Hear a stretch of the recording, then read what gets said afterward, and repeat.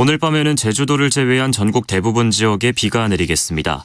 전남 내륙과 경남 내륙은 비가 차차 그치겠지만 수도권과 충남, 전북은 내일 아침까지, 충북은 내일 오전까지, 강원 내륙과 경북권은 내일 오후까지 비가 이어지겠습니다.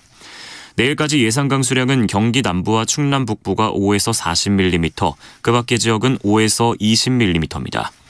특히 경기 남부와 충남 북부에는 내일 새벽까지 시간당 20mm 안팎의 강한 비가 내리는 곳이 있겠습니다. 내일은 전국이 대체로 흐리다가 오후에는 구름이 많이 끼겠습니다. KBS 라디오 저녁종합뉴스 아나운서 태의경, 남현종이었습니다.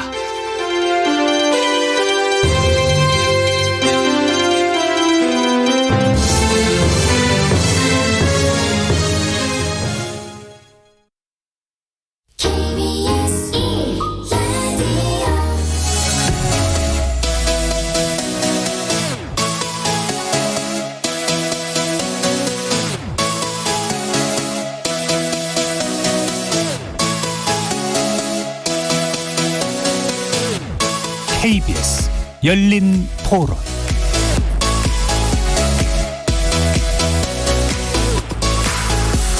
안녕하십니까. KBS 열린 토론 정준희입니다. 개인적인 시위를 하는데 다른 사람이 피해를 보게 하는 행동이잖아요. 근데 이제 그거를 반대하는 입장에서 정치적으로 이용하는 게 더 나쁘고요. 대통령도 사람이잖아요. 어떻게 보면 괴롭히는 거라고 생각하는데 주위에 시민분들이 너무 스트레스 받아서 뭐 정신과 진료도 받는다고 나오더라고요. 그래서 사저 앞에 가서 시위 자체를 단속하는 게 1순위라고 생각해요. 민주주의 나라에서 그런 거 표현할 자유는 있다고 생각해서 상관없다고 생각해요. 그렇게 문제가 될 것까지는 없다고 생각을 하고 있어요. 유튜버들은 그걸 이제 약간 돈벌이 하려고 하는 거라 그거는 막는 게 맞는 것 같은데, 단속이 문제가 아니라 자제를 해야겠죠. 각자의 생각들은 다 서로 다를 테지만 그래도 자기가 생각하는 대로 다 행동을 할 수는 없는 거잖아요. 법안이 발효가 되는 게 문제가 아니라 도대체 어디까지를 규제를 할 수 있으며 그런 것도 없이 그 법안이라는 게 책임 회피용이 되지 않을까 싶네요. 거리에서 만나본 시민들의 목소리 어떻게 들으셨습니까? 오늘 이야기 나눌 주제는 대통령 사저 앞 시위를 계기로 돌아본 집시법입니다. 퇴임한 문재인 전 대통령의 양산 사저 인근에서 욕설과 고성이 난무하는 집회가 연일 벌어져서 주민들의 고통이 가중되고 있습니다. 이런 문제에 항의하기 위해, 또 그런 항의를 저지하기 위해 어제부터는 윤 대통령 서초동 사저 앞에서도 서로 다른 성향의 집회가 동시에 시작되면서 양상이 복잡해져 가고 있죠. 더불어민주당 의원들은 전 대통령 사저 앞 시위를 제한하는 내용 등을 담은 집시법 개정안을 여럿 발의하고 있는데요. 또 국민의힘은 반대로 대통령 집무실 인근을 시위금지구역으로 하자는 또 법 개정안을 내놓고 있기도 하죠. 집회가 위법인지 아닌지 따지는 기준, 크게 집회의 형식과 내용으로 나눌 수 있는데, 법률 전문가들은 장소를 규제하는 건 위헌 소지가 크고 내용에 대한 규제는 또 논란이 불가피하다고 보고 있습니다. 이번 사태를 계기로 국회가 뜻을 모아서 집회 및 시위에 관련된 법률 등의 법 규정을 정비하게 될지 주목됩니다. 오늘 KBS 열린 토론에서는 네 분의 전문가 모시고 대통령 사저 앞 집회와 시위가 갖고 있는 문제점 짚어보면서 지시법 개정 여부와 법 적용 방향 등에 대해서 논의해보는 시간 가져보겠습니다. KBS 열린 토론은 여러분이 주인공입니다. 문자로 참여하실 분은 샵 9730으로 의견 남겨주십시오. 단문은 50원, 장문은 100원의 정보 이용료가 붙습니다. KBS 모바일 콩 그리고 유튜브를 통해서도 무료로 참여하실 수 있고요. 이제 콩을 통해서는 보이는 라디오로도 만나실 수 있습니다. 시민 논객 여러분의 뜨거운 참여 기다리겠습니다. KBS 열린 토론 지금부터 출발합니다. 살아있습니다. 토론이 살아있습니다. 살아있는 토론, KBS 열린 토론. 토론은 라디오가 진짜입니다. 진짜 토론, KBS 열린 토론.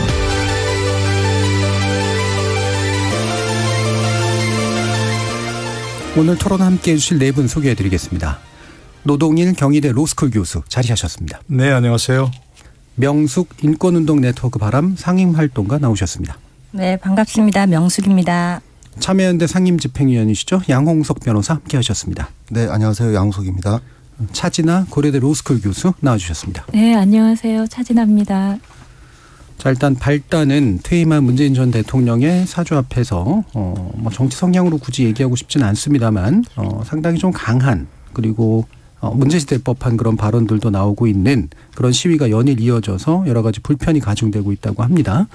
자, 일단 이 시위를 법적으로 어떻게 판단해야 하는지 이 부분부터 어떤 네 분의 의견 한번 들어보죠. 노동일 교수님부터 말씀 부탁드리겠습니다. 네, 뭐 나이 많은 사람들 시키는 건 아니겠죠? 네, 그렇죠. 네, 제일 전문가를 먼저. 아닙니다. 가나 순으로 보겠습니다. 제가 뭐 현장에 가보지 않아 잘 모르겠습니다만 이건 뭐 법대로 하는 거 아니겠습니까? 네. 뭐 집회 신고했을 것이고 아마 그 뭐 화면에 보니까 경찰들이 측정기구도 가지고 다니던데 네. 그걸 보니까 뭐 저 소음 기준도 맞춰서 하는 것 같고 윤석열 대통령께서 뭐 법대로 하는 건데 어떡하겠습니까? 이럴 정도니까 뭐 경찰이 단속할 근거는 없겠죠. 네. 현재까지는 뭐 그냥 법대로 하는 거라고 해서 그걸 제지시킬 만한 방법이 없다고 생각합니다. 근데 이제 아무래도 이제 뭐 시위로 인한 소음 또 욕설이 난무하고 그래서 주변 분들이 너무 고통받으신다는 거 아니겠습니까? 네.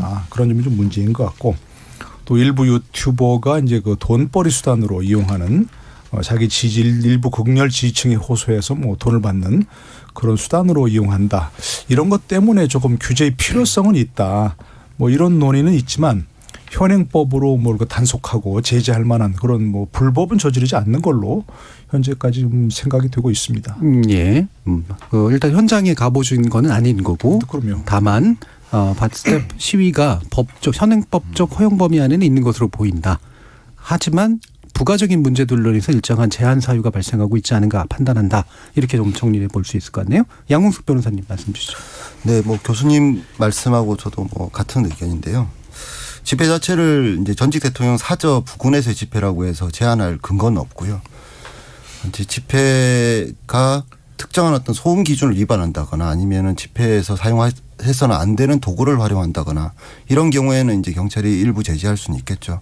그리고 집회에서의 표현 중에서 일부 뭐 조금 명예훼손이나 모욕에 해당되는 표현이 있다라고 하면은 수사에 착수할 여지는 있다라고 네. 보입니다만은 전반적으로 어쨌든 집회에서의 그 내용이나 뭐 이런 것들에 비춰보면은 사회적으로 좀 받아들여지기 힘들다라는 생각은 듭니다만은 그것을 법적으로 금지할 수는 없는 지금 단계에 있지 않나라는 생각이 듭니다. 예. 그 법과 이제 사회적 수용성 사이에 일정한 격차는 있다라고 네. 보시긴 하는 건가요? 그러면 차재나 교수님 말씀도 한번 들어보죠. 네, 그게 현행 집시법하고 그 시행령에 보면은 주거 지역에서 사생활의 평온을 뚜렷하게 해칠 우려가 있는 네. 그런 집회나 시위는 금지 통고를 할 수 있도록 되어 있습니다. 네.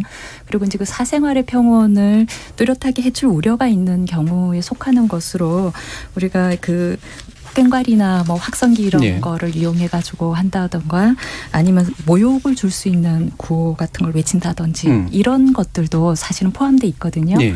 그래서 이제 이걸 만약에 이제 해석하기에 따라서는 이게 이런 집회가 이제 계속 반복이 된다 그러면은 이제 이 규정의 근거에서 금지 통고를 할 수는 있습니다. 네. 그런데 이제 금지 통고를 했을 때에는 더 이제 그 반발이 더 크기 때문에 네네. 사실상 이제 경찰서에서 이런 경찰이 이제 그걸 그 금지 통고 자체는 좀 안 하려고 하는 경향이 있는 거 아닌가 싶습니다. 예. 그리고 이제 소음 규제 기준이 있는데 그 소음 규제 기준이 이제 측정 방법이 이제 그 10분 동안 이제 계속 돼야 되는 그런 것들이 있고요. 아니면 이제 최고 소음 같은 경우에는 이제 3회 이상 해야 되고 이런 것들이 있는데 예. 이제 그런 기준을 교묘하게 이제 좀 벗어나가지고 안 걸릴 네. 정도만 이제 소음을 하고 중단하고 이런 방식으로 아마 그렇게 좀 소음을 하는 것으로 알고 있습니다. 그래서 이제 이런 부분에 있어서 소음 규제 기준이라든지 측정 방법이나 이런 것들을 좀 개선할 여지가 있어 보입니다. 예. 그러니까 기존 법 적용 안 해도 이제 굳이 말하자면 이제 네, 할 수는 있습니다. 제한이나 금지 금지할 수 통보를 있는 할 일부는 있고 있는데. 그 금지 통고에 위반해 가지고 이제 그 집회를 할 경우에는 이제 형사 처벌도 되거든요. 예. 그런데 이제 사실상 금지 통고는 최후의 수단이기 때문에 이제 경찰에서 사실상 좀 안 하려고 하는 경향이 있어서 예. 이제 그래서 조금 더 문제가 되는 것 같습니다. 예. 경찰 이제 법 집행자로서 경찰의 부담, 현장에서의 부담도 있을 텐데 그 부분 뒤에서 좀 더 아마 짚어볼 수 있을 것 같고요. 명숙 활동가님 말씀도 들어보죠. 네, 지금 문제가 되는 거는 어쨌든 이 보수 우익 단체들이 고성과 욕설을 계속하면서 생기는 일종의 혐오 표현, 예를 들면 예. 장애인 비하나 이주미한 비하를 통한 정치 권력자에 대한 비판 혹은 뭐 대통령에 대한 비판을 같이 섞어서 하면서 사실상 소수자 혐오랑 같이 엮어질 위험이 있다고 생각해요. 그래서 네. 그런 부분은 어떻게 바꿀 것인가. 이게 집시법으로 현행 집시법으로 이걸 금지할 수 있는가라고 네. 했을 때 그럴 여지는 없거든요. 근데 아까 말했던 그동안 뭐 집시법에 이 집시법 금지 사유도 있고 제한 통보 방식도 있기 때문에 단속할 여지는 분명히 있죠. 근데 핵심은 이런 집회 시위가 사람들에게 집회 시위의 권리에 대해서 부정적으로 바라보게 하는 것, 네. 이게 저는 더 심각한 문제라고 생각이 들어요. 그래서 그것을 사저 근처에서 집회 시위를 못하게 한다라고 하는 방식이 아니라 집회 시위의 권리 어떻게 보장해야 되는가, 그리고 서로의 의견을 어떻게 존중해야 되는가, 우리 사회에 그런 것들이 더 공론화되는 것으로 해야 되는 것이 아닌가라는 생각이 들어요. 그래서 특히 보수 유튜버들이 이런 것을 돈벌이 수단으로 악용할 때 오히려 집회 시위의 권리에 대해서 사람들이 더 부정적으로 바라볼 수 있기 때문에 그게 저는 이제 인권 활동가로서 더 우려된다라는 생각이 듭니다. 예. 물론 이제 표현의 내용에 관련해서는 이제 집시법으로 다룰 수 있는가에 대해서는 부정적이긴 하지만 그로 인해서 생길 수 있는 이제 시위에 대한 시민적 저항감 이런 것들이 더 우려된다라고까지 말씀을 주셨네요. 전반적인 어떤 태도나 입장에 대해서는 네 분에 대해서 어느 정도는 좀 파악될 수 있지 않을까 싶기도 하고요. 구체적인 사안들 들어가기 전에 이제 경찰 문제가 좀 나왔기 때문에 이게 이제 현장에서 이제 결국 법 적용을 하는 건 사실은 언제나 일관되고 막 동일하긴 되게 좀 어려울 수 있는 측면들도 있는데 이것 때문에 이제 그 시위하는 사람들에서의 저항감, 아까 이제 차재나 교수님도 이제 말씀을 주신 부분인데요. 경찰의 집시법 적용이 이번에 문 대통령 사저에 관련해서 좀 왔다 갔다 했다고 판단을 하시는지 한번 일단 의견을 좀 여쭤볼게요. 차재나 교수님. 저는 뭐 제가 현장에 가본 것이 아니고 언론 네. 보도를 접해서만 이제 그 현황을 파악하고 있기 때문에 얼마나 정확한지는 잘 모르겠습니다만 이제 처음에는 이렇게 뭐 금지를 안 하고 있다가 이제 문제 제기가 많이 되니까 이제 뭐 일부 좀 금지 통보를 하기도 하고 마을에 가나 풀 금지한다든가 뭐 이런 식이었죠. 뭐 그런 식으로 한다고 하는데 이제 그런 측면에서 아까 말씀드린 것처럼 그런 그 주거 지역에서 사생활의 평온을 뚜렷하게 해칠 우려가 있는 경우를 굉장히 이제 추상적인 용어이기 때문에요. 그것을 이제 시행령에서 좀 구체화하고 있기는 합니다만 일선 경찰에서 이제 그러한 것을 안에 내부 지침으로 이렇게 좀 일관된 지침이 이렇게 있지 않는 한 그런 것을 그때그때 판단해가지고 그렇게 하기는 좀 어려운 부분이 있거든요. 그래서 그런 부분, 그리고 이제 어떤 주변의 어떤 여론의 분위기라든지 그런 것들도 상당히 많이 작용을 하는 것 같고 그래서 그런 부분에서 좀 법 적용에 있어서 일관성 없기에 한 부분이 분명히 있고 그렇기 때문에 이제 또 시민들이 그런 집시법이나 집시법 적용에 대해서 좀 많은 그 불만을 갖게 되는 거 아닐까 이런 생각이 듭니다. 명숙활동가님은 현장 경우도 많으시니까요. 근데 경찰의 이 자의적인 권한 남용, 오락가락은 굉장히 많았습니다. 특히 이제 노동자들의 집회나 혹은 정부를 비판하는, 그것은 뭐 문재인 정부든 윤석열 정부든 상관없이 정부의 핵심 정책을 비판하는 것에 대해서는 금지 통보가 너무나 남용이 되었고, 그래서 UN 그 평화적 집회 결사의 자유 특별보고관도 한국에서는 왜 집시법에 의한 집회 금지가 통용되고 있는가. 특히 헌법에서는 우리나라는 이 허가제를 금지하고 있거든요. 다른 나라에서 볼 수 없는 굉장히 좋은 법이에요.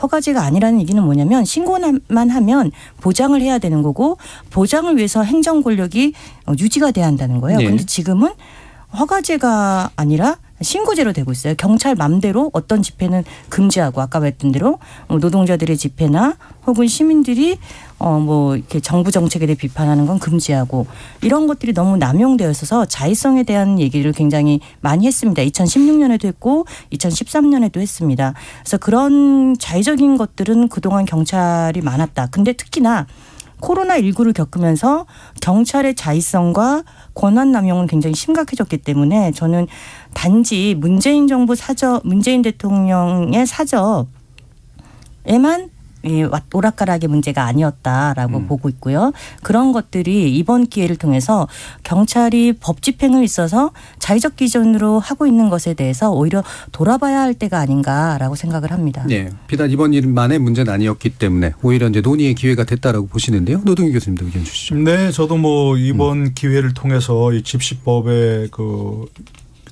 규정 체계라든지 또 현재 어떤 뭐 시행령의 문제 또 현장에서의 그 경찰의 뭐 여러 가지 기준들이 있겠죠. 뭐 한때 문제가 됐던 게 뭐 살수차 운용 기준 이런 거 있지 않습니까? 그런 것까지 포함해서 전반적으로 한번 논의를 해볼 때가 되었다는 생각합니다. 뭐 다들 잘 아시지만 과거 집시법은 이제 집회와 시위를 통제하는 목적으로 쓰였죠. 권위주의 정권 시절에는. 그 앞장에 이제 경찰이 섰고요.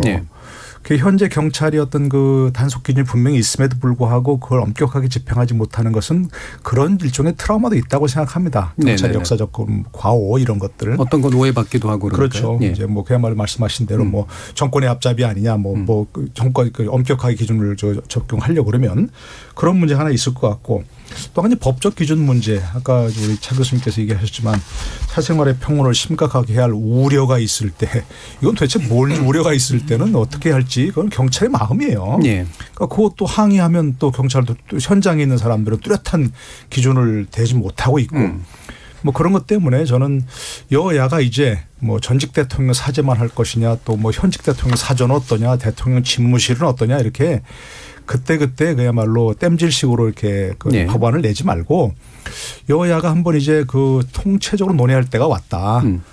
그래서 이제는 저도 우리 집시법을 보면 이건 뭐 허가제 금지지만 사실상의 허가제로 지금 운용을 하고 있거든요.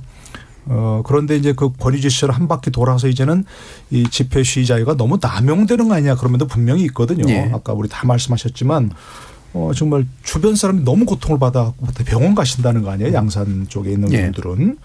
욕설 막 그렇게 하고 그런 것들을 과연 어떻게 규제하는 게 좋을지 원칙적으로 집회 시위 자유를 충분히 보장을 하면서도 그 주변에 있는 제3자의 권리를 침해하지 않는 방법이 어떻게 될까. 그리고 이제 그 너무 그 시행령이나 뭐 시행규칙이나 이런데 경찰의 자의적인 기준에 맡겨놓지 말고 이런 것들도 법에 좀 자세하게 법에 아예 규정하자. 저는 그렇게 생각합니다. 요즘에 뭐 시행령 국회가 통제한다고 뭐 그것도 하나 돼 있죠. 이런 것도 사실 문제예요. 법은 엉성하게 만들어 놓고 모든 걸 시행령 시행규칙에 만들어 위임해 버린단 말입니다. 그러니까 법에 자세하게 규정하는 것이 오히려 경찰에게도 편리합니다. 이게. 너 당신들 마음대로 하는 거 아니야 이렇게 할 게 아니고 법에 이렇게 뚜렷하게 되어 있지 않느냐 하는 소음 기준 같은 것을 그렇게 하는 쪽으로 여야가 한번 이제 마음을 모아보는 게 좋지 않을까. 여도 야도 이제 다 집권도 해봤고 야당도 해봤고 또 몇 바퀴 돌았으니까 이제 역지사지할 때가 되지 않았나. 저 그렇게 생각합니다. 뭐 전반적으로 의견의 흐름들은 좀 비슷한데요. 이 관련해서 양홍석 변호사님도 그러면 이 경찰이 이제 어느 정도 이렇게 약간 자의적으로 하는 것은 경찰 자체 내부의 문제도 있을 수 있고 말씀하신 것처럼 이제 법 적용에 있어서 기준이 법 차원에서 명확하지 않기 때문에 생기는 문제도 있을 수 있으니까 의견 주시죠. 경찰의 집회 대응이 자의적이다. 라는 평가는 오래된 것이고 현재도 유효하다고 생각합니다.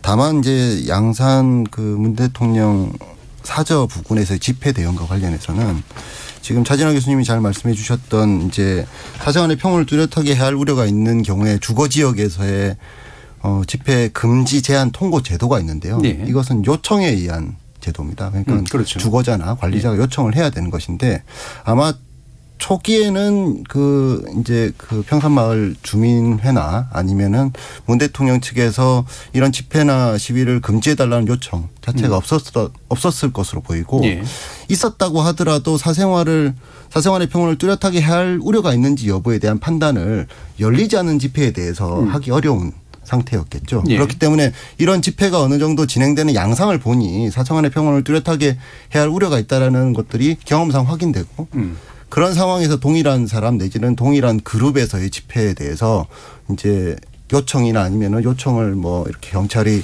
뭐 할 수 있다는 걸 설명해 드리고 아마 요청이 있었을 것으로 보이기 때문에 이런 시간의 흐름에 따라서 이제 문 대통령 사저 부근에서의 집회에 대한 대응이 달라졌던 것은 아닌가라는 생각이 들어서 이 부분과 관련해서는 사실 이제 자의적이다. 이렇게 단정하기는 사실 어렵다고 생각합니다. 그런데 어쨌든 집시법의 그 모호성으로 인해서 경찰에게 너무나 많은 이제 그 재량권이 주어져 있고 그것이 이제 일정한 편향을 통해서 자의적이다라는 평가를 늘 해왔고 앞으로도 할 수밖에 없는 상황이기 때문에 노동희 교수님 말씀하셨다시피 경찰을 위해서라도 좀 집시법 규정을 좀 구체적으로 개정하는 것들은 논의해야 된다라고 생각합니다. 예. 네. 저는 이제 추가적으로 얘기하면 사실 그 어느 정권이든 이명박 정권이든 문재인 정권이든 지금 윤석열 정권이든 사실 경찰이 이런 보수 우익 단체들의 집회에 대해서 굉장히 관용적이었습니다. 이번만의 문제가 아니었습니다. 굉장히 폭력적이거나 소음 기준도 훨씬 더 위반한 경우가 많고요. 하지만 관용적이었는데 왜 지금 문제가 되는가라고 했을 때 문 대통령 전 대통령의 사저 때문에 이게 공론화되는 게 좀 아쉽습니다. 왜냐하면 앞서도 말했지만 이 보수 우익단체는 그 규모나 혹은 방식이나 이런 것들이 차별 혐오 선동이라고 할 만한 것들을 많이 했음에도 불구하고 그동안은 아마 체감하지 않았기 때문은 아닐까라는 생각이 들고 네, 해당 부분은 네. 사실은 견해에 따라 굉장히 다를 수도 있어서요. 예를 들면 이제 네. 민노총의 집회에 대해서 관용적이었다라고 네, 주장하는 그러니까 분들도 저도 그 네. 말씀 네, 드리고 네, 네. 싶은데 예.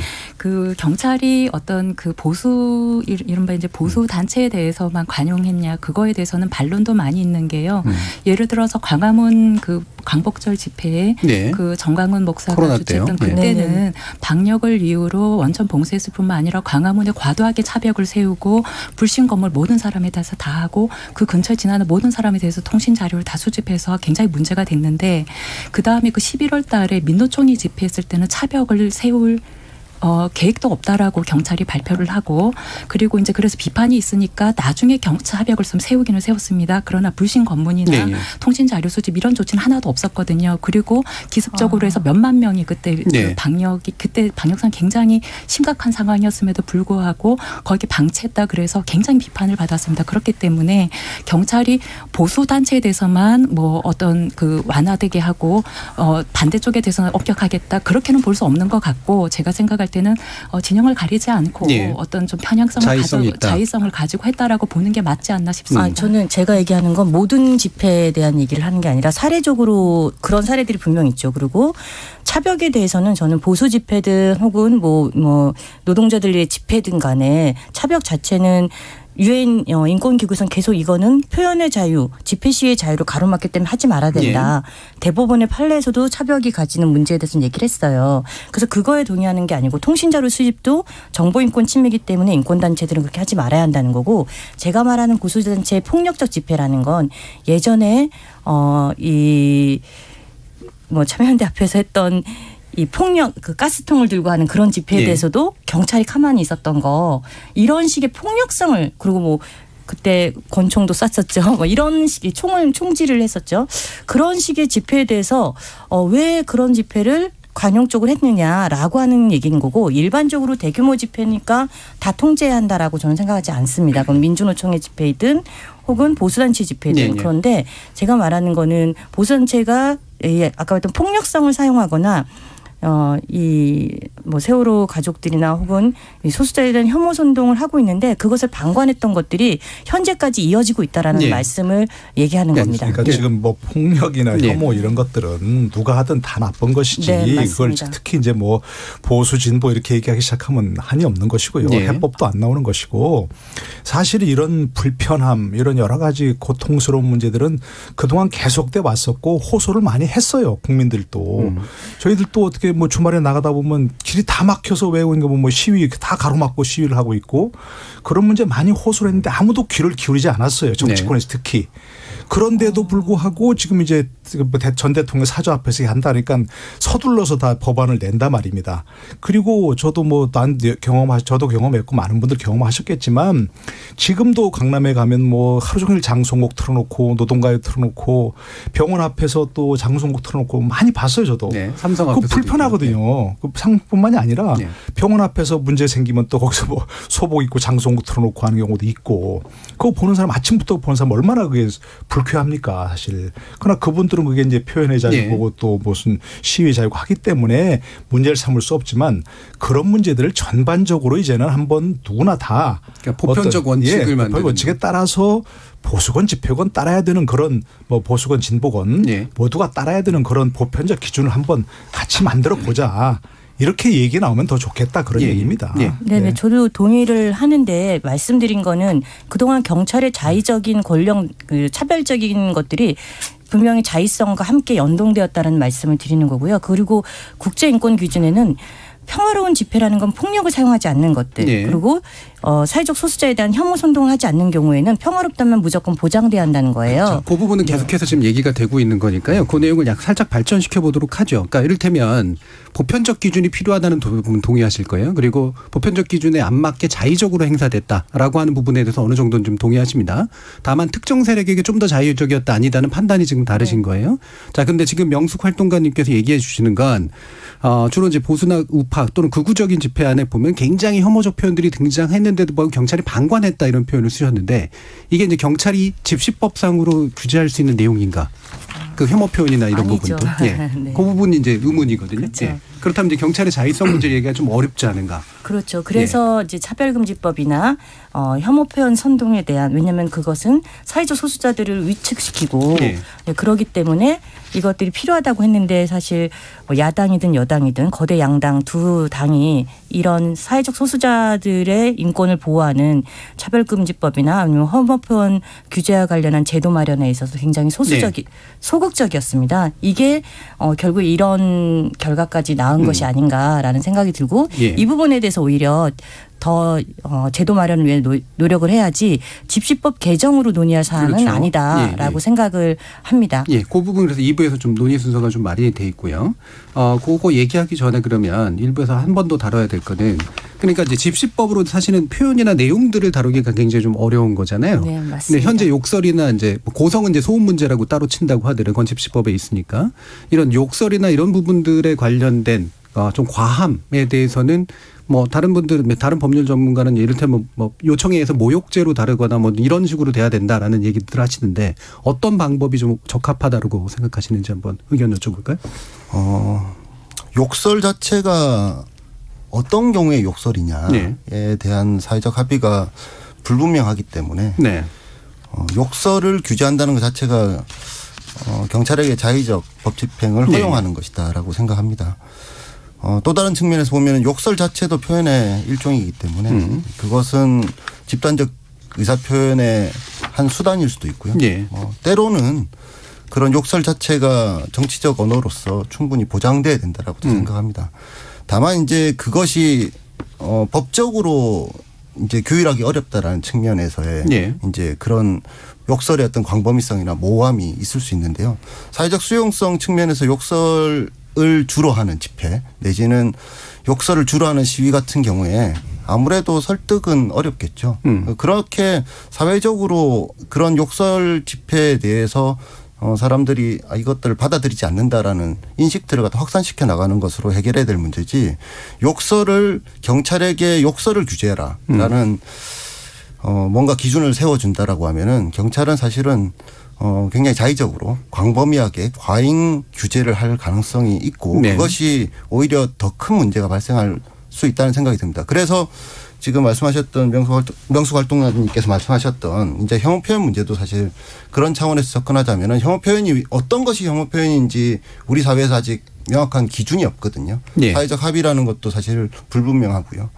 그런 측면에서 이제 소수자 보호 측면에서의 이제 그 어떤 집회 시위에서의 어떤 표현이나 이런 것들에 대한 논의하고 집회 시위에 대한 규제 측면에서의 욕설이나 혐오 표현 규제는 전혀 조금 차원을 달리해서 조금 접근을 하는 것이 바람직하지 않나라는 생각이 듭니다. 네, 집회 시위 자유도 사실은 뭐 표현의 자유의 일환이니까 우리가 다들 알고 있지만 뭐 표현 내용에 대한 규제는 있을 수 없는 것이거든요. 뭐 고전적인 얘기지만 그런 말도 있지 않습니까? 어떤 사람에게는 욕설이지만 어떤 사람에게는 시적 표현으로 들린다. 아까 양 교수 말씀하신 거 전적으로 동의하는데요. 그것도 한 그 표현의 방법일 수 있어요. 우리가 그걸 욕설을 사회적으로 용인하지 못한다. 도저히 내 그 상식으로는 이해하지 못한다 이런 것과 그 사람에게 그것을 강요해서 못하도록 하는 건 전혀 다른 차원의 문제거든요. 네. 더더구나 우리나라는 만약에 그것이 어떤 특정인을 향한다면 모욕죄라는 게 있고 명예훼손죄라는 게 있고요. 어떤 상황에 네. 따라서는. 그리고 그것 다 형사처벌이거든요. 외국에서는 예를 들어서 민사소송으로 민사로 해결할 문제를 우리는 다 형사처벌까지 하니까 그런 것들이 과도하다는 여러 가지 그 논의들이 있지 않습니까? 그러니까 그것까지 뭐 우리가 그 집회 시위 자유를 제한하는 것으로서 해서는 안 되고 좀 전에 말씀하신 그 명수 활동가께서 말씀하신 그런 부분들은 집회 시위 자유와 전혀 다른 차원의 차별금지법이라든지 예, 그런 쪽으로 해결해야 되는 문제지 집시법을 얘기하면서 그런 것까지 얘기하다가는 도저히 해결할 수 없는 뭐 그런 상황까지 가버린다고 생각합니다. 네. 이 부분이 이제 오해의 소지가 있어서 이제 제가 한번 논의를 한 거고요. 왜냐하면 이제 잘못하면은 표현의 내용에 대해서 집시법 규정에서 경찰이 그걸 바로 집행하는 방식이 돼버리니까 혹여라도 이제 문제가 있다면 여타 법령에 근거해서 재판부의 판단을 받아서 이제 사후적으로 뭔가 대응하게 되는 그런 방식으로 풀리는 것이 이제 일단 순리적인 일들이다라고 이제 말씀을 드려야 될 것 같습니다. 네, 저 추가를 하면 저희가 이제 욕설이 그 바로 혐오 표현은 아니거든요. 저희가 이제 혐오 표현이라고 하는 거는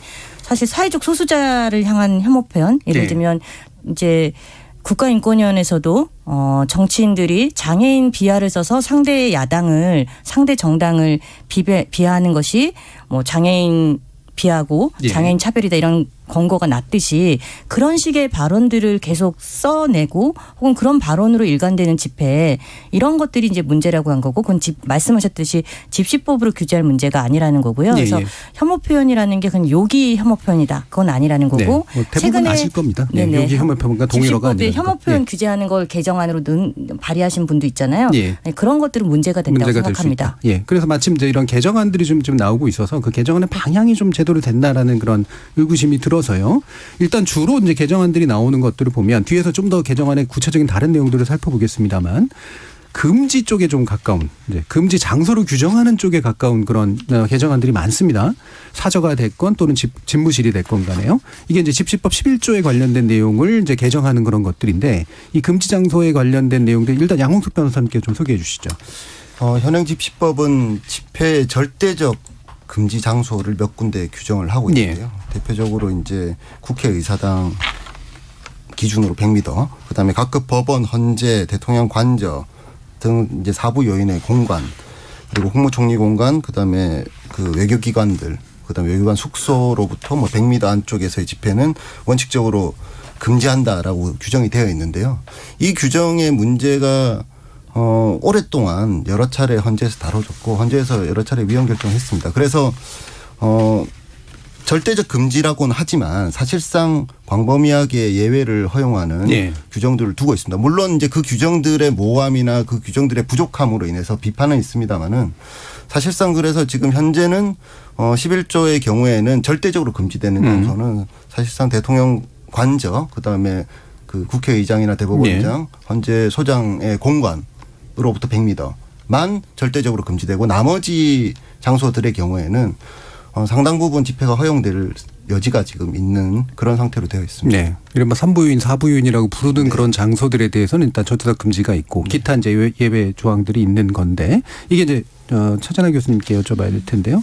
헌법불합치 판정을 받았기 때문에 이제 또 이제 개정이 됐던 거죠. 예, 그 관련된 내용 좀 말씀해 주시죠. 네, 그러니까 최근에 제일 먼저 이제 그 위헌 결정이 난 거는 외교기관으로부터 이제 100m 이내 집회 금지였고요. 외교 공간. 그게 그때 그 위헌 결정의 취지가 이제 그대로 이어져서 그 국무총리 공관 그다음에 이제 각급 법원, 국회의사당 뭐 이게 다 이제 헌법불합치 결정이 났는데 그 취지는 뭐냐면은 이러한 장소로부터 100m 이내를 이제 집회를나 시위를 못하게 한 취지 자체는 이게 공적인 기능이 수행되는 장소이기 때문에 그러한 공적 기능을 보호하고 안전을 보호해야 한다.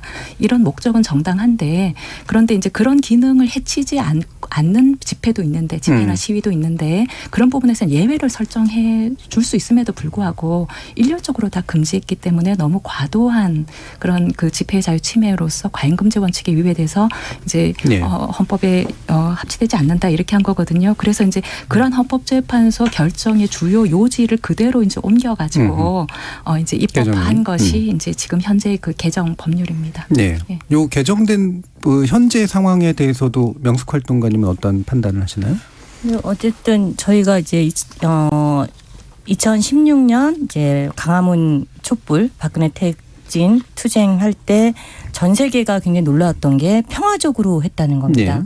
그 많은 사람들이 모였는데 어떤 소란도 없었을 뿐만 아니라 쓰레기 하나 없는 그런 평화적 집회였고 그래서 왜 청와대 인근을 막느냐. 그렇지 않아도 2016년에 뭐 한국을 방문한 유엔 평화적 집회 및 결사의 자유 특별보고관도 집시법 문제를 계속 했고 특히 11조 같이 이 인근 집회를 금지하는 거는 비례성의 원칙과 필요성의 원칙에 어긋난다. 네. 이제 이런 얘기를 한 바도 있었기 때문에 위헌 결정을 했는데 이거를 이제 작년이 아니라 이제 20대 국회가 사실 다시 도입을 했기 때문에 비판을 했던 거고요.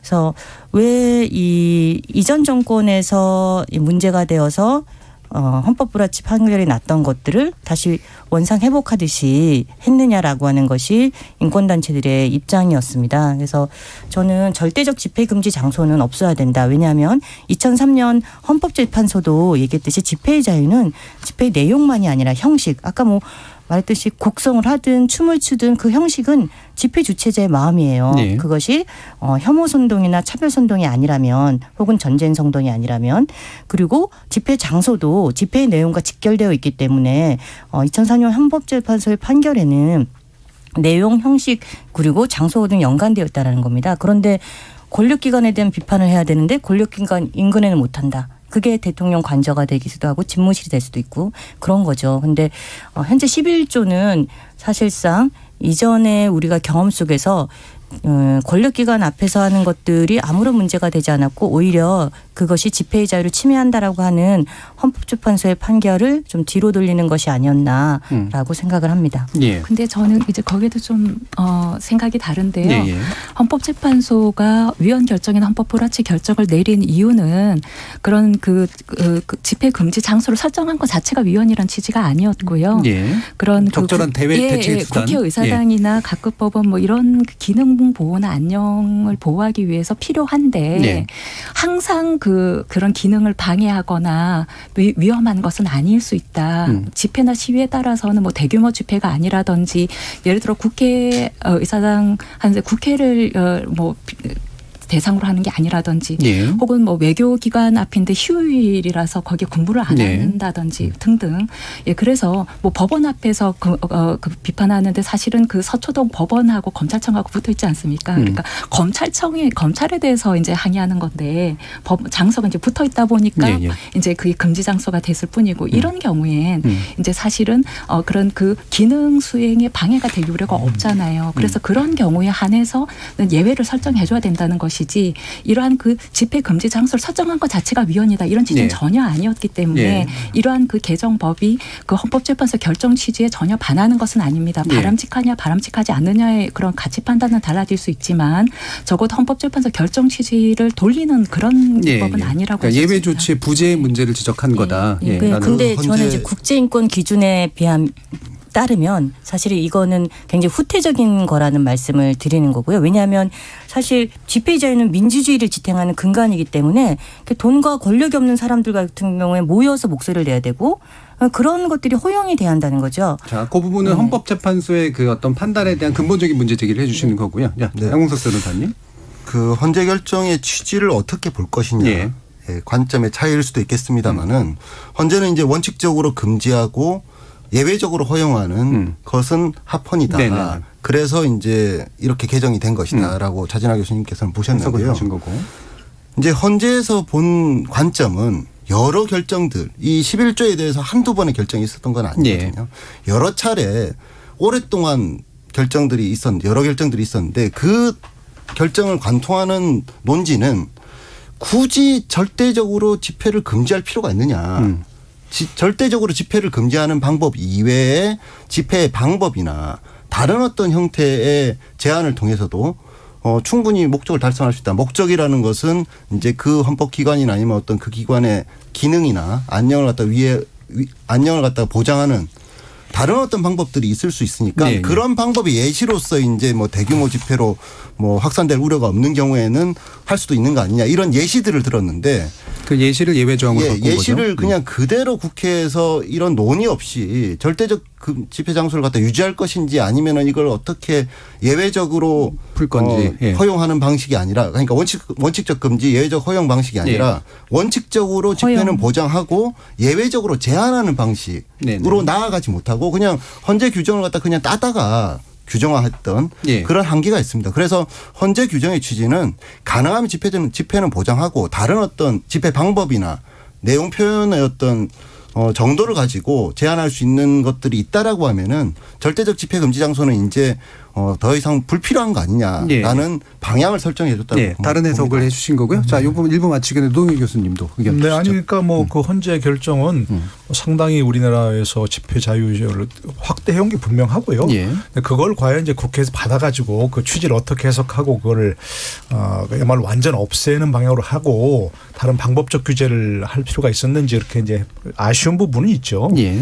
처음에 2003년도에 아마 외교기관 앞에 외교공관이나 그런 앞에서 이제 시위를 전면적으로 금지하는 것을 위원반 결정했을 때, 헌법 합치 결정했을 때는 한 가지 그런 게 있었죠. 그 외교기관을 대상으로 한 게 아닌 경우 이 부분은 그동안 많은 기업들이 대기업들이 꼼수로 자기 그 빌딩 안에 조그마한 외교공관들을 유치해 가지고 거기 무조건 금지되도록 하는 그런 꼼수를 사실 막기 위한 그것도 있었거든요. 그 외교공관을 대상으로 한 게 아닐 때라고 하는 것도 들어갔을 때. 그러니까 그 2018년까지 쭉 이어진 그런 것은 긍정적으로 보자면 굉장히 집회 시위 자유를 넓힌 그런 부분도 있는 것이고 아쉬운 부분은 그 국회에서 논의할 때 그런 부분의 취지를 충분히 녹여놓은 게 아니고 그야말로 헌재에서 예를 들은 그걸 그대로 따다가 그냥 이렇게 이렇게 그 기관의 기능을 해야 할 여리가 없을 때 뭐 이런 식으로 이렇게 했기 때문에 그것도 저희가 이제 그 아까 말씀드린 대로 여기가 함께 논의해서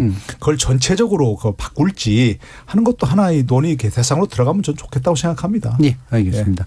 자, 1부에서 집시법의 이제 기존 현행법적인 어떤 문제 그리고 개정의 어떤 방향에 관련된 이야기를 기본적으로 일단 좀 나눠봤고요. 이어지는 2부에서는 구체적인 개정안들에 대한 평가와 함께 다른 방법들이 또 뭐가 있을지 한번 고민해 보도록 하겠습니다. 들어온 청취자 문자들이 있어서요. 정의진 문자캐스터 불러보겠습니다. 네, 지금까지 여러분이 보내주신 문자들 소개합니다. 마이머스원님. 전 대통령 사저 앞에서의 고성, 욕설 시위는 성숙한 국민이 하는 시위로 보여지지 않습니다. 일부는 돈벌이 수단으로 악용하는 것으로도 보여지고요. 이번 논란을 계기로 성숙한 시위 문화를 만들어야 한다고 봅니다. 김병희님. 욕설이 난무하는 집회 시위를 합법적이라고 볼 수 있을까요? 집회 시위의 권리도 중요하지만 인권 침해 여부도 중요하게 따져봐야 한다고 봅니다. 그래픽맨님, 지금이야말로 집시법 의미를 재조정할 적기라 생각합니다 해주셨고요. 2927님, 결국은 국민이 판단할 부분입니다. 사저 앞 시위에 대해 속이 시원한 사람도 있겠고 소음이라 여기는 사람도 있겠죠. 0621님, 우리나라는 아파트 등 주택이 밀집해 있어서 소음에 민감합니다. 미국 같은 나라와는 다릅니다. 소음 규제는 꼭 필요합니다. 아델라님, 법이 모호한 게 어디 집시법뿐인가요? 대부분의 법은 해석에 따라 전혀 다른 판결이 나오기도 하잖아요. 9803님, 집회 시위의 자유는 중요하죠. 헌데 그 권리를 누리는 데 있어 개개인이 조금은 더 성숙한 자세로 임해야 하지 않을까요? 양산 시위 동영상은 도저히 아이들과 함께 볼 수 없을 만큼 심각한 육두 문자들이 들리던데요. 누구를 위한 시위인가 묻게 되더라고요. 라고 보내주셨습니다. 네, KBS 열린 토론. 이 시간은 영상으로도 생중계하고 있습니다. 유튜브에 들어가셔서 KBS 1라디오 또는 KBS 열린 토론을 검색하시면 지금 바로 토론하는 모습 보실 수 있습니다. 방송을 듣고 계신 여러분이 시민 농객입니다. 계속해서 청취자 여러분들의 날카로운 시선과 의견 보내주세요. 지금까지 문자캐스터 정의진이었습니다. 토론이 세상을 바꿀 수는 없습니다. 하지만 토론 없이 바꿀 수 있는 세상은 어디에도 없습니다.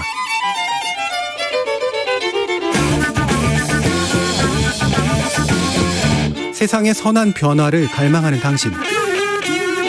정답이 아니라 질문의 힘을 믿는 당신.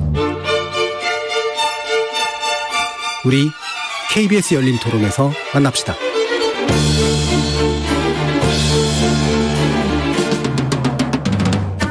KBS 열린 토론 대통령 사저앞 시위를 계기로 돌아본 집시법을 주제로 이야기 나누고 있는데요. 차진아 고려대 로스쿨 교수, 참여연대 상임집행위원이신 양홍석 변호사, 명숙 인권운동 네트워크 바람 상임활동가, 노동일 경희대 로스쿨 교수 이렇게 네 분과 함께하고 있습니다. 자, 일단 개정안의 방향들이 여러 가지가 있습니다만 일단 한 가지 방향은 이제 11조에 집중한, 그래서 금지의 어떤 대상이 되는 장소를 약간 확대하는, 오히려 그게 집무실이 됐건 아니면 사저가 됐건 이제 전 대통령의 사저가 됐건 간에요. 자, 이런 부분들인데 여기에 대해서 대략적으로 비슷한 의견이실 것 같습니다만 일단 간단하게라도 평가를 한번 네 분 들어보도록 하죠. 노동일 교수님 어떻게 보시나요? 아까 좀 비슷한 얘기 했습니다만 새로운 장소를 규제 대상으로 추가하는 것은 우리나라 지금 현재까지 발전해온 집회 시위자를 보장하는 쪽과 역행하는 거죠. 네. 전 대통령 사저, 현 대통령 사저는 또 어떨 거야. 네. 대통령 집무실은 어떻게 할 거야. 자꾸 그 넓히는 것은 현재까지 진전되어 온 일종의 진화해온 그런 집시법의 어떤 그 개정 방향, 이것과 역행하는 것이기 때문에 그런 걸 추가하는 것은 바람직하지 않습니다. 예. 그렇게 생각하고요. 대신 어떤 면에서 우리가 조금 전에 얘기한 여러 가지 방법적 규제라든지 이런 것들은 좀 새롭게 생각해 봐야 할 필요가 있는 거죠. 우리가 뭐 표현의 자유를 신성시하는 미국의 경우라도 가끔 보지 않습니까? 집회를 엄격하게 규제하고 있어서 거기 뭐 폴리스 라인 그 경찰 저지선을 조금만 위반하면 네. 즉각 체포된다. 의원이라도 예외 없다 하면서 그걸 부럽게 바라보잖아요. 그러니까 그런 것처럼 뭔가 경찰도 이제는 그 자신들이 스스로 어떤 무기라고 할까요? 물리적인 무기가 아니고 법적인 무기를 충분히 이룰 수 있도록 국회에서 그런 것들을 세세하게 규정해주고 그런 것들을 엄격하게 집행하라. 이렇게 요구하는 게 더 바람직하지 새로운 장소를 규제 대상으로 추가하는 것은 바람직하지 않다고 생각합니다. 예. 명숙 활동은? 저는 비슷한데 방향은 달라야 한다고 생각합니다. 네. 세세하게 규정하는 문제가 아니라 오히려 이제 보장하는 방향으로 법이 바뀌어야 된다. 왜냐하면 앞서 말씀하신 대로 집회 시위 자유를 보장하는 방향으로 개정되어 왔고 그랬던 것처럼 오히려 그동안 경찰의 자의성, 공권력 남용이라는 것이 굉장히 많았는데 그것들에 대한 오히려 제재 이런 것들이 필요하다라는 생각이 듭니다. 그렇지 않으면 집회 시위 자유에 대해서 오히려 이제 경찰이나 혹은 권력기관이 남용하는 것으로 그 규정을 해석할 수 있다. 예를 들면 노동법의 경우에도 그렇거든요. 사실 한국에서 노동 3권을 권리행사로 쓰임에도 불구하고 권리행사로 쓸 수 없도록 세세한 규정으로 법 위반이다라고 하면서 파업권 행사를 형사처벌하기 때문에 국제인권기구에선 한국에 왜 파업권 행사가 처벌의 대상이 되냐 계속 여러 차례 권고했던 것처럼 집시법이 그렇게 세세하게 규정하면 또 남용될 우려가 있다. 네, 네. 예, 그런 우려가 있어서 오히려 이제 경찰이 보장하는 방향으로 그것을 어떻게 지원할 것인가 이런 방향으로 오히려 개정 방향이 돼야 한다라는 생각이 들고요. 그다음에 두 번째는 앞서 이제 제가 보수단체 얘기를 많이 했던 이유는 이제 혐오를 선동하기 때문에 저는 문제가 된다고 생각해요. 그래서 현행 집시법으로도 충분히 그것은 규제한 적이 있습니다. 예를 들면 집시법 3조에는 집회 방해 금지가 있습니다. 예를 들면 성소수자 집회나 혹은 특별한 집회에 대해서 그 집회의 내용을 방해하려고 하는 경우에 경찰이 와서 이런 거는 집회 방해이기 때문에 규제하고 단속한 경우가 있습니다. 그 집회 방해 행위를 말씀하시는 거예요? 네네. 집회 방해를 위한 다른 집회를 얘기하시는 거예요? 그러니까 집회 방해를 위한 다른 집회가 완전히 상충되거나 아니면 집회 방해를 위해서 동일한 장소에 이렇게 쳐들어온다고 하죠. 이렇게 막 오히려 큰 확성기로 반대를 하는 거예요. 네네. 자기가 집회 신고를 하지 않았는데도 그런 거는 경찰이 단속을 했어요. 왜냐하면 집시법에 방해 금지가 있기 때문에 이제 그런 방식이나 혹은 폭력을 사용한 건 당연히 폭력과 관련한 법이 있으니까 그걸로 하면 되는 문제이기 때문에 저는 이렇게 규제하는 방향으로 간다기보다는 아까 말씀드렸던데 보장하고 지원하는 방향. 예를 들면 교통을 통제한다라면 교통 통제 지원을 해준다던가 그래서 집회에 대한 부정적 시선을 사실상 오히려 좀 완화시킬 수 있는 이런 것들이 계속 돼야 하지 않을까 싶고요. 그렇게 된다라면 2016년 광화문 광장에서 우리가 보여줬던 평화로운 집회에 대한 대규모 집회라고 혼란스러운 건 아니거든요. 예. 지금 문재인 대통령 사저가 문제가 되는 것은 대규모 회사가 문제가 아니라 그 방식과 표현이 사람들에게 과연 동의가 되는 내용인가 예. 혹은 동의되는 방식인가의 문제이기 때문에 오히려 그런 것은 공론회장에서 사람들이 저런 집회는 설득이 되지 않는다라고 평가하게 되고 그러면 자연도태가 되겠죠. 근데 유튜버들이 그 부분은 법적인 논의에서는 약간 좀 헷갈리는 좀 추상적인 영역이어서요. 네네. 일단 거기까지는 충분히 좀 전달이 됐으니까 뒤에서 혐오 표현 얘기 좀 해보죠. 자, 차진아 교수님. 저는 이제 그 집회 자유가 그 민주주의 실현에서 굉장히 중요한 기능을 수행하고 또한 아까 그 명숙 활동가님 말씀하신 것처럼 그 메인 그 대중 매체를 이용할 수 없는 그런 소외된 약자들, 그런 사람들이 자신의 이제 주장을 공중의 다수를 향해서 이제 펼칠 수 있는 유일한 창구이기 때문에 굉장히 그리고 어느 정도는 항의적인 성격을 가지고 있어서 그런 부분을 감안해서 최대한 보장되어야 한다 이런 기본적인 방향에 대해서 동의하고요. 그러나 다만 집회의 자유라고 하는 것이 절대적인 권리는 아니기 때문에 다른 법익과 다 조화를 이루어야 된다. 우리가 대한민국이라고 하는 민주국가는 특정인의 특정 권리만을 절대적으로 보장하는 것이 아니고 모든 국민의 모든 기본권을 동시에 최대한 보장해야 되지 않겠습니까? 그래서 예를 들면 소음이라든지 교통이라든지 사생활의 평온이라든지 이제 이러한 다른 법익들 있지 않습니까? 그런 것들과 조화를 이루는 가운데에서 보호를 해야 되고 또한 공적 기능의 원활한 수행과 어떤 안전이라고 하는 것이 예를 들어 이런 공간이나 국회의사당, 각급 법원 뭐 이런 것들이 이제 집회 금지 장소 설정된 것은요. 그 사람들을 보호하는 게 아니고요. 거기서 이루어지는 공적인 기능과 안전을 보호하는 거거든요. 그리고 그랬을 때 그것이 그러한 활동이 원활하게 됐을 때 국민의 기본권을 보장하는 국가 활동이 제대로 된다 하는 전제하에 있습니다. 그렇기 때문에 국가기관과 국민의 관계를 이렇게 적대적으로만 볼 것이 아니라 그런 관점에서 조금 인식의 전환이 필요하다고 생각을 하고요. 그래서 기본적으로 그 대통령 집무실이 여기에서 빠진 것은 입법의 미비라고 보는 것이 과거에 청와대 시절에는 이 대통령 관저를 규정함으로써 충분했어요. 청와대에 포함이 돼 있으니까. 네네. 그런데 이제 용산으로 대통령 집무실을 이전하는 바람에 이제 대통령 공간이 아니지 대통령 관저가 아니지 않습니까? 그러다 보니까 이게 빠진 거예요. 과거에 또 이 대통령 집무실이 여기에 포함이 안 됐던 게 아니라 했는데 대통령 집무실을 이전하는 바람에 결국 이 입법에 공백이 생기게 된 것이고요. 다른 공적 기능을 수행하는 다른 장소들하고 비교했을 때 형평에 맞지 않고 오히려 이러한 그 대통령 집무실이야말로 이러한 그 공공의 안녕이라는 측면에서 그리고 공적 수행의 원활한 기능이라는 측면에서 필요하고 대통령을 상대로 집회할 필요가 분명히 있습니다. 그렇지만 이게 거리가 100m 이내 이것이 적절한 건지 잘 모르겠어요. 이것을 뭐 입법론적으로 좀 더 축소한다든지 그런 것들은 필요할지도 모르겠습니다만 적어도 이러한 그 공간은 좀 보호되어야 한다라고 생각이 되고요. 그런 측면에서 대통령 집무실은 이 개정을 통해서 추가해야 된다는 입장이고요. 그 외에 이제 여러 가지 그 집회에 대해서 과도한 제한이라든지 이런 부분에서는 해소할 필요가 있고 또한 그 소음 규제 측면에서 보면은 우리의 그 소음 규제 나중에 또 말할 기회가 있겠습니다만 그 독일이나 이런 다른 외국에 비해서는 상당히 소음 수준이 높은 거예요. 기준이. 금지되는 기준이. 그래서 그리고 시간대도 우린 지금 굉장히 단순해가지고 주간하고 야간하고 이제 아침 해 뜨기 전 요렇게만 돼 있단 말이에요. 그런데 이제 우리가 적어도 한 저녁 10시 정도부터는 우리가 좀 조용히 해야 되는 시간 아닌가. 그래서 소음 규제 기준을 조금 더 세분화해야 될 필요가 있지 않나.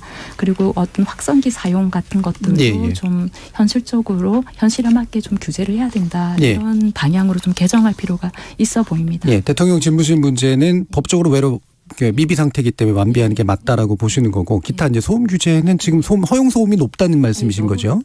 그리고 측정 방식도 아까 말씀드린 것처럼 이제 굉장히 탈법의 우려가 굉장히 많은 거예요. 빠져나갈 구멍도 많다. 그래서 그런 부분에 있어서 좀 보완이 필요한 것으로 보입니다. 양홍석 변호사님. 그 절대적 집회 금지 장소를 추가하는 것은 적절치 않다라고 생각합니다. 그런 측면에서 대통령 사저를 추가하자고 논의를 이제 그 개정안을 내신 것은 좀 부적절하다고 생각하고요. 일반인들의 주거나 영업장보다 대통령의 사저를 더 보호해줘야 될 필요가 없다라고 생각합니다. 문재인 대통령도 그걸 바라시지 않을 것이라고 생각하고요. 이제 차진화 교수님이 이제 대통령 집무실 말씀을 하셨는데 기존의 집시법에 이제 대통령 집무실이 없었죠. 대통령 관저만 있었습니다. 네. 관저만 있었기 때문에 집무실이 명시적으로 없었는데 이제 새로 용산으로 집무실이 이전되면서 이제 필요하다고 말씀하셨는데 저는 반대로 대통령 관저가 규정돼 있음으로 인해서 대통령 집무실이나 아니면 다른 여민관이나 다른 대통령 비서실 그다음에 경호실들이 사실상 대통령 관저 울타리 내에 있다는 이유로 더 보호받았다라는 생각이 듭니다. 대통령 집무실은 보호의 대상이 될 수 없다라고 생각하고요. 집회 시위가 국가기관의 활동이나 기능을 저해할 수 있다라는 관념 자체가 사실은 조금 문제가 있지 않나라는 생각이 듭니다. 집회 시위 중에서 그런 걸 방해하는 기능을 갖다가 저해하는 집회 시위가 있을 수 있고요. 저해하지 않는 시위가 있을 수 있습니다. 그리고 당장은 어떤 뭐 업무에 방해가 된다고 하더라도 그런 의사표현 자체가 그런 국가기관의 그 공무 수행에 있어서 당연히 필요한 수용해야 될 의사표현일 수도 있기 때문에 대통령 집무실이나 아니면은 다른 어떤 국가기관들, 국회도 마찬가지고요. 부근에서의 집회를 금지한다는 그 관념에서 이제 탈피해서 노동현 교수님께서 말씀하셨다시피 집회의 방법이나 다른 어떤 집회는 허용하되 예외적으로 제한하는 방식으로 전면적으로 바꾸는 것이 오히려 바람직하다라는 생각이 듭니다. 그러니까 이것도 표현의 자유라고 하면 뭐 유엔 규약에도 그렇지만 항의 대상이 보고 들을 수 있는 데서 해야 되는 것이거든요. 네네. 대통령이 할 말이 있는데 뭐 100m 저 밖에서 뭐 조그만 소리를 하면 누가 들겠습니까? 그러니까 우리 헌재도 마찬가지 또 특별한 사유가 없는 한 항의 대상과 항의 장소를 분리해서는 안 된다고 얘기한 게 바로 그런 것이거든요. 그러니까 지금 다시 한 번 말씀드리지만 무슨 새로운 대상을 추가해 가지고 할 필요는 없다고 생각합니다. 그러니까 이제 아까 말씀드린 그러나 자유와 권리는 항상 책임과 의무가 따라야 되는 것이고요. 예. 대통령에게 항의하려고 하는데 그 인근 주민들이나 상인들이 굉장히 고통을 받으면 안 되지 않습니까? 그리고 여기도 많은 규제를 하고 있고요. 예를 들어서 일정 출력 이상의 확성기를 사용하는 걸 금지한다든가. 그러니까 예를 들어서 우리 소음 측정을 해가지고 뭐 이렇게 하는 것보다는 아예 확성기 자체의 출력을 일정한 수준으로 제한하는 것도 분명히 있고요. 그리고 피켓팅이나 이런 건 가능하지만 확성기를 사용하려면 별도의 허가를 받아야 되는 그런 경우도 있습니다. 그러니까 그런 점에서는 저는 방법적 규제가 충분히 좀 수용돼야 한다고 생각하고 그러니까 뭐 평산마을 주민 같은 경우도 문재인 대통령에게 항의하려고 하는 사람들이 그 사람들에게 스트레스를 받게 해서는 안 되는 거 아니겠습니까? 그러니까 저는 항의 장소를 추가하지는 말아야 되고 항의 장소는 가능하면 지금 없애는 방향으로 가야 되고 금지하는 장소를 그 대신에 거기에 다른 사람들을 그 항의 대상이 아닌 제3자들이 피해를 보지 않도록 하는 그런 좀 세밀한 방법이 필요하다고 생각합니다. 아까 세밀한 방법을 말씀하시니까 경찰들에게 뭐 자꾸 재량을 부여하는 그게 아니고 경찰들이 확실하게 지킬 수 있도록 어느 단체나 어느 뭐 정파에서 하더라도 똑같이 적용할 수 있도록 하는 그런 정확한 기준을 제시하는 게 필요하다고 생각한다는 거죠. 오히려 법적 기준이 명확해야 경찰의 자의성이 그렇죠. 예방될 수 있다. 자, 그럼 이제 지금 내용들을 이제 들어보면 대체로 합의하시는 부분은 이제 장소 제한을 최소한 넓히는 건 바람직하지 않다. 물론 이제 차진화 교수님 같은 경우 집무실 문제는 좀 달리 생각할 필요가 있다라고 보신 거고요. 약간 갈리는 부분은 이제 내용에 관련된 측면에서 내용이 이제 어떤 시위 제한의 어떤 근거가 되거나 이러진 않아야 된다라고 보시는 입장과 혐오 표현에 있어서는 좀 다른 접근이 좀 필요하다라는 입장으로 좀 일단 나뉩니다. 방법적인 부분은 좀 이따 다시 한번 좀 논의를 해보도록 하고요. 이 혐오 표현에 관련된 거는 명숙활동님께서 계속 강조해 주셨기 때문에 좀 더 얘기를 들어보도록 하죠. 네, 앞서 말했듯이 그러니까 집회 제목 자체가 이제 혐오, 사회적 소수자에 대한 혐오, 예를 들면 성소수자나 혹은 장애인이나 난민이나 이민자에 대한 것을 주제로 한 집회 이런 것들을 우리가 허용할 것인가 이런 부분은 사회적 논의가 돼야 되고 그런 의미에서 저는 이건 집시법의 대상이라기보다는 아까도 계속 말씀드렸듯이 차별금지법이나 혹은 혐오 표현과 관련한 이런 규제법을 제도 마련을 통해서 돼야 한다라는 거고요. 그리고 이것이 예를 들면 그냥 집회인데 혐오 표현을 사용해서 정치나 권력자들을 비판하는 거는 별도의 방법을 통해서 이 부분이 제재할 수 있도록 해야 한다는 거예요. 예를 들면 일본에서 여러분 많이 아시겠지만 이제 그 제일조선인이라고 하죠.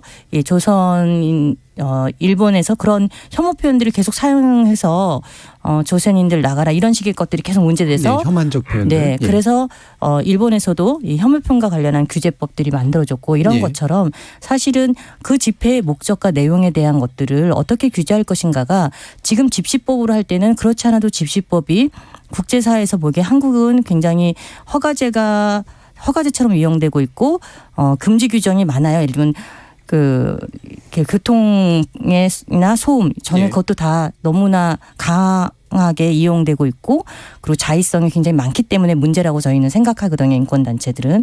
그렇기 때문에 그것을 강화하는 방향으로 하는 것은 적절하지 않다.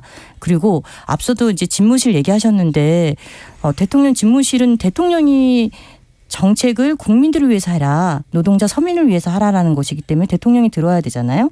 그게 의사에 영향을 주는 거예요. 집회는 의사에 영향을 주고 정책에 영향을 주기 위해서 법원 앞에서 하고 집무실 앞에서 하고 국회에서 앞에서 하는 거거든요.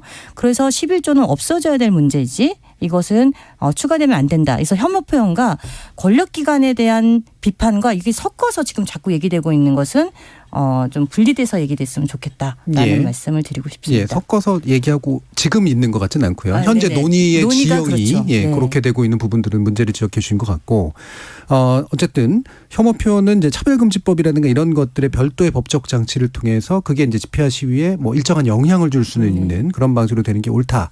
노동현 교수님은 어떻게 생각하세요? 네, 저도 그렇게 생각하고 아까 말씀드린 대로 집회 시위할 때 그 내용으로 규제하기 시작하면 또 그것도 논란이 굉장히 많아요.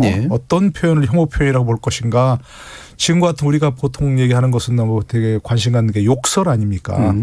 아까 다시 말씀드리지만 뭐 어떤 그 유명한 판결문에 구절이 있지 않습니까? 어떤 사람에게는 욕설, 어떤 사람은 vulgarity지만 어떤 사람에게는 리릭이라고 어떤 사람이 시적 표현이 될 수 있다고 하는 게 그게 굉장히 중요한 그런 내용이고요. 그러니까 그걸로 지금 자꾸 또 이제 집시법을 뭐 개정해가지고 뭐 혐오 표현, 욕설을 규제하겠다 이렇게 나가면 그거 더 복잡해지고 오히려 지금 우리가 논의하는 집회 시위 자유와 어떤 그 자유와 책임을 함께 논의하는 뭐 그런 쪽으로 오히려 방해될 것이라고 생각합니다. 그러니까 제가 말씀하신 대로 그런 쪽은 다른 쪽으로 우리가 이제 좀 차별금지법이라든지 그런 문제를 좀 논의할 때 논의해야 되는 것이고 현재로서는 집회와 시위 자유를 더 넓히되 그러나 거기에 따른 의무와 책임을 어떻게 하게 할 것인가 하는 쪽으로 좀 논의를 좁히는 게 오히려 도움이 되지 않을까 싶습니다. 차재란 교수님. 혐오 표현이 어떤 게 혐오 표현이냐는 것에 대해서 아까 양 변호사님이 말씀하셨는데 이게 정립된 기준이 없습니다. 국제적으로도 없고 우리나라에서도 없고 일단 유럽에서는 있죠. 근데 그게 명확하지 않고요. 왜냐하면 이제 우리가 차별이 그러니까 혐오 표현이 곧 차별은 아니거든요. 그러니까 그거는 차별금지법에 따라서 혐오 표현을 굳이 규제한다. 이것도 좀 안 맞는 얘기예요. 그러냐면 내가 싫다. 어떤 대상이 싫다라고 하는 게 꼭 차별은 아니에요. 그렇기 때문에 이걸 차별금지법으로 하는 것에도 대상은 아니라고 생각합니다. 그러니까 우리가 성별이나 성적 지향성이나 민족이나 뭐 국적이나 지역 출신 뭐 이런 것에 따라서 차별하는 것 요거 경우에 따라 겹칠 수는 있지만 혐오 표현이 꼭 그런 것은 아니고요. 또한 내가 어떤 대상이 싫다.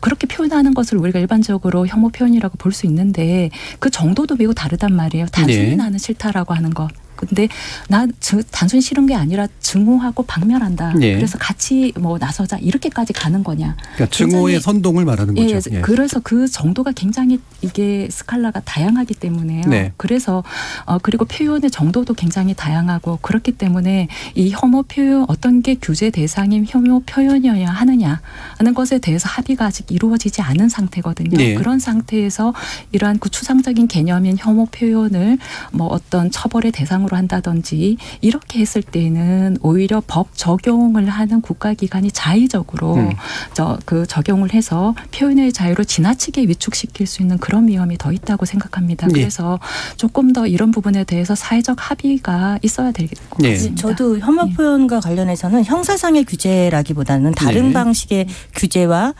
캠페인 이런 것들이 돼야 한다고 생각을 해요. 왜냐하면 우리나라는 그렇지 않아도 혐오 표현만이 아니라 표현의 자유를 규제하는 게 굉장히 많아요. 국가보안법도 있고요. 그래서 저는 이제 그런 표현의 자유를 제한하는 방향의 형사처벌의 방식이 아니라 혐오 표현이 어떻게 사회적 소수자들의 목소리를 위축시키느냐. 누구의 목소리가 위축되고 누구의 목소리가 큰가 이런 것들을 봐야 한다라고 예. 저는 생각합니다. 혐오 표현 얘기만 나오면 우리 명숙활동가님께서 혐오 표현이 사회적 소수자만 꼭인 게 아니라 요즘은 여혐, 남혐 이렇게 해가지고 성별 혐오도 굉장히 심각해요. 자, 이게 이제 되게 원론적인 이론적인 복잡하고 단순하지 않다는 논쟁이 될 수 있어서 시간 좀 아쉽긴 합니다만 여기서 일단 멈추고 양홍석 변호사님 말씀 좀 들어야 될 것 같네요. 전 노동일 교수님 말씀에 전적으로 공감하는데요. 집회 시위와 관련해서 내용 규제를 해야 될 필요가 있는 경우도 있을 수 있습니다. 혐오 표현처럼. 그런데 지금도 혐오 표현이 무엇인지 합의가 안 되는 것처럼 내용 규제는 굉장히 어려운 문제를 해결해야 되기 때문에 현장에서 직접적으로 경찰한테 정권을 주고 법 집행을 맡기는 경우에 과잉 규제의 위험이 있기 때문에 내용 규제는 집회 시위와 관련된 법 논의에서 제외하는 것이 옳다라는 생각이 들고요. 결국에는 이제 방법 제한, 집회 시위의 방법 제한으로 갈 수밖에 없다라는 생각이 듭니다. 거기에 이제 소음 기준을 좀 다듬는 문제라든지 아니면은 장소를 어떻게 할 것인지 문제, 뭐 이런 것들을 포함해서 이제 방법과 관련된 제한이 있을 수 있는데요. 가능하면 사실은 표현을 누군가에게 전달할 수 있는 집단적 의사 표현이니까요. 전달할 수 있는 것 자체는 보장하는 방향으로 하고 가능하다고 하면은 더 쉽고 더 넓게 전달할 수 있게 보장하는 것이 옳다라는 생각이 듭니다. 그것을 위한 사회적 합의가 필요한 것이고요. 어떤 방식이 옳다, 어떤 방식이 그르다라는 것보다는 어떤 방식이 더 낫다라는 정도의 논의를 국회에서 이끌어 주시기를 지금 기대하는데 그동안 국회에서 논의 과정을 보면은 꼭 그렇진 않았던 것 같습니다. 그래서 이제는 지금 어쨌든 대통령 사저 앞에서의 집회 문제로 이런 논의가 촉발된 이상 방법 규제와 관련해서 방법 제한과 관련해서 조금 더 세밀한 논의가 좀 필요하다라는 생각이 듭니다. 예, 그 얘기가 이제 마무리 발언에 이제 해당하는데요. 어떤 부분을 방법적으로 강조해 주실지 간단하게만 1분 이내로 좀 얘기해 주시면 좋을 것 같습니다. 노동희 교수님. 네, 뭐 어떤 내용이 포함되는지 다 말씀하셨는데 저는 한 가지가 좀 이제 그 지금 국회의원들에게 바라고 싶은 것은 이제는 딱 하지 말아야 할 게 이제 너네는 어땠는데 그 얘기인 것 같아요. 이제부터 우리가 지금 이런 계기를 통해서 이런 집시법 얘기가 많이 나오게 되었으니까 이걸 전반적으로 어떻게 손볼 것인가 하는 걸 좀 폭넓게 논의했으면 좋겠다. 이런 얘기고요.